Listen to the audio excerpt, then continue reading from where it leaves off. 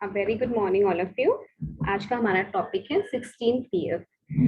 16 PF मैंने आपको बताया था कि पर्सनैलिटी ट्रेट्स को मेजर करने के लिए कुछ मेथड्स बताए गए हैं, जिसमें personality inventory, projective method, observational method, ये तीन आते हैं।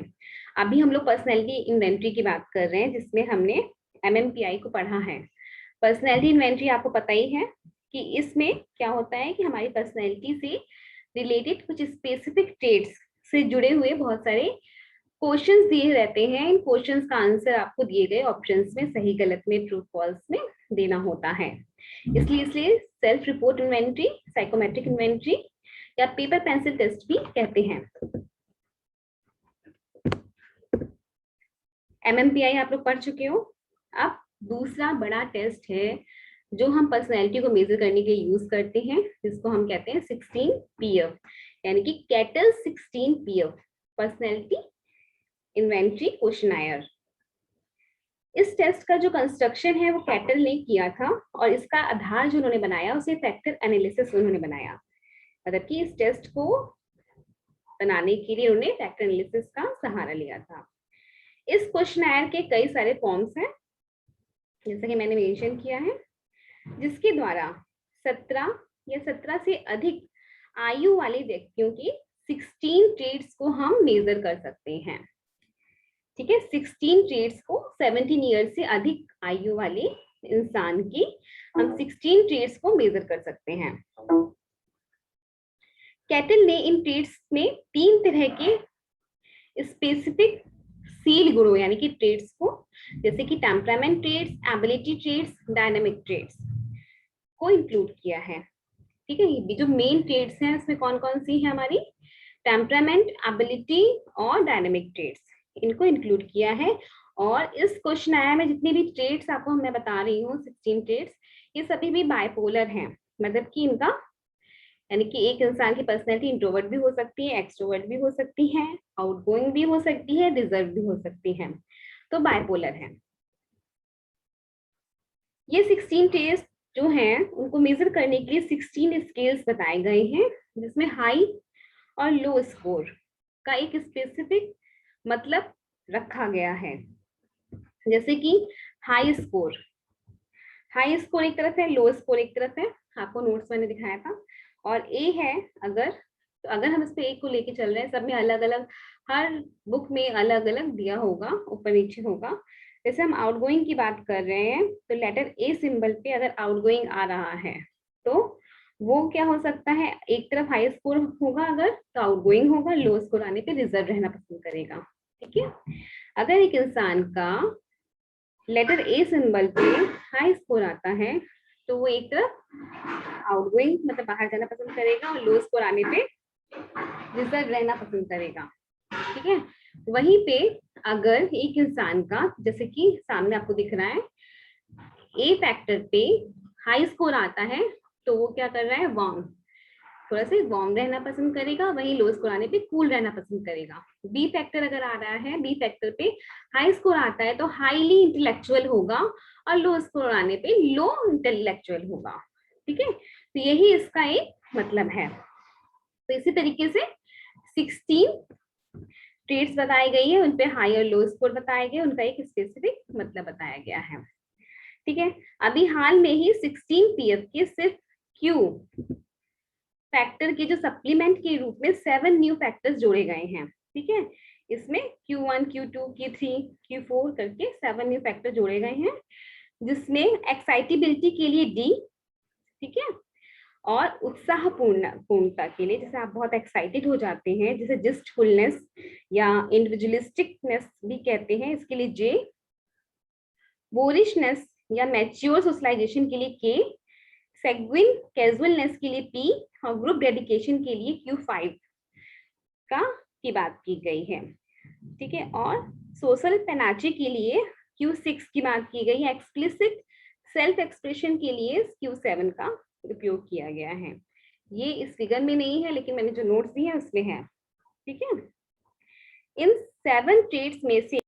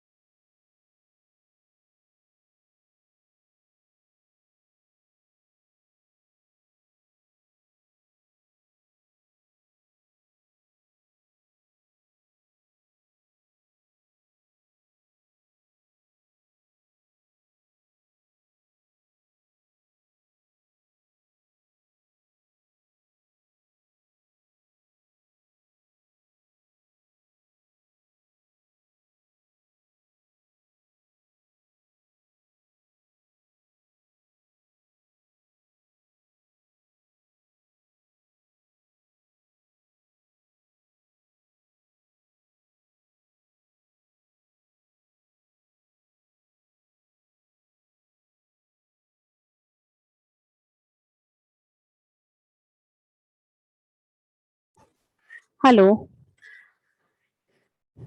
मेरी आवाज म्यूट हो गई थी, सॉरी अगेन। फिर से कनेक्टिविटी की दिक्कत थी।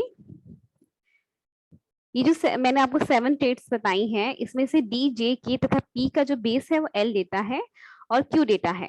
इसमें Q5, Q6, Q7 की जो उत्पत्ति है वो सिर्फ क्यू डेटा से हुई है। और कैटल ने 16 ओरिजिनल और 7 नए ट्रेड्स यानी कि 23 सोर्स ट्रेड्स की पहचान की है।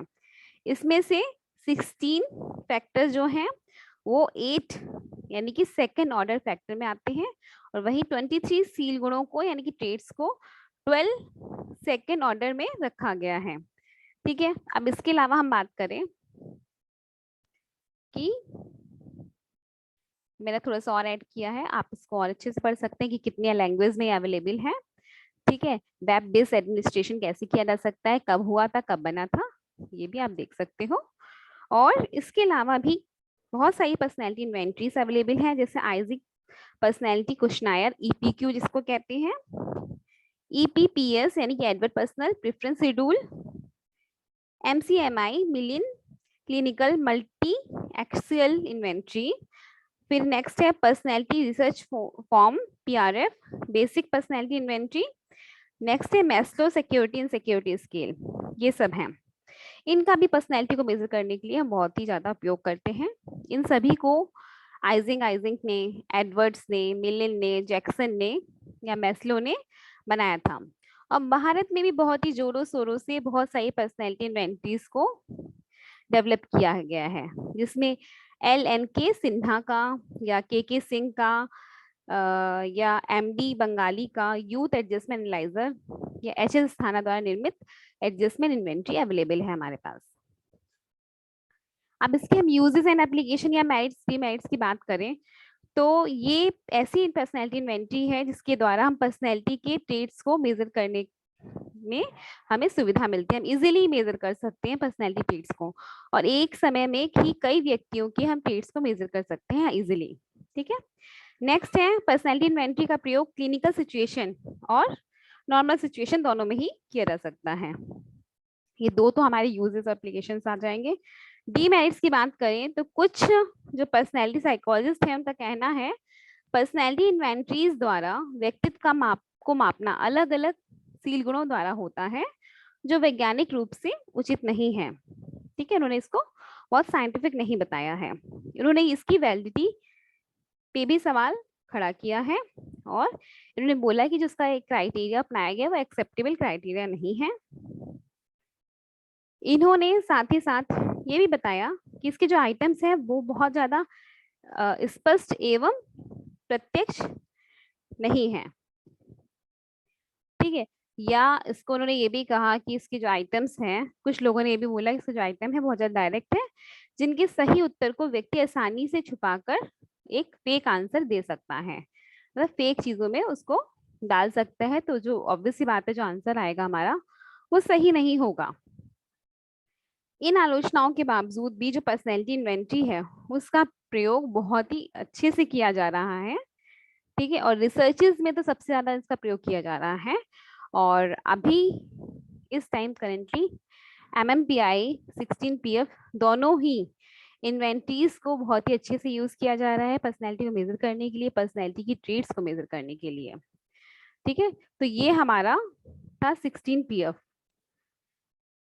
16PF इसका नाम क्यों है, क्योंकि ये 16 पर्सनैलिटी फैक्टर क्वेश्चनायर है, 16 पर्सनैलिटी को मेजर करता है, पर्सनैलिटी फैक्टर्स या ट्रेट्स को मेजर करता है, इसका बेस फैक्टर एनालिसिस है।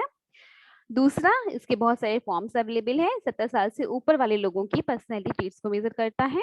इसने अपने अंदर टेम्परामेंट, एबिलिटी, डायनेमिक ट्रेट्स को इंक्लूड किया है, और ये जितनी भी ट्रेट्स हैं जो है अवेलेबल है इसमें, ये सभी बायपोलर है, यानी कि दो पोल्स पे इनको मेजर किया जाता है। अब इसमें हमने बताया ना कि इनके लिए इन 16 ट्रेट्स के लिए 16 स्केल्स अवेलेबल हैं। इसमें एक तरफ हाई स्कोर, एक तरफ लो स्कोर रहता है। इन हाई स्कोर और लो स्कोर दोनों का ही एक स्पेसिफिक मतलब है। इसके बाद ये बताया गया कि 35 लैंग्वेजेस में ये अवेलेबल है। ठीक है, और इसको 1999 में वेब बेस्ड एडमिनिस्ट्रेशन भी इसका किया गया था, और आज भी इसका किया जा रहा है वेब बेस्ड एडमिनिस्ट्रेशन समय को बचाने के लिए। इसी कुछ अदर पर्सनैलिटी इन्वेंटरीज हैं, EPQ, EPPS, MCMI, PRF, BPI, MSIS। Uses and application बता दिए मैंने आपको, काउंसलिंग सेटिंग्स में इसको यूज कर सकते हैं, एम्प्लॉय सिलेक्शन में, प्रमोशन डेवलपमेंट में, कोचिंग में, आउट प्लेसमेंट काउंसलिंग में, क्लिनिकल सेटिंग में। ठीक है, इसको बहुत ही अच्छे से यूज किया जा सकता है। एडवांटेज बता दिए हैं, और डिसएडवांटेज आपके सामने लिखे हुए वो भी बता दिए हैं।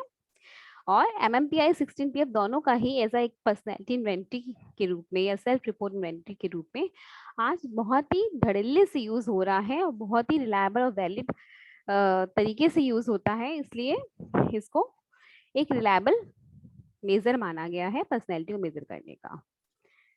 तो होपफुली आप सबको समझ में आया होगा। कहीं कोई दिक्कत हो तो आप क्लास में पूछ सकते हो। थैंक यू बच्चों।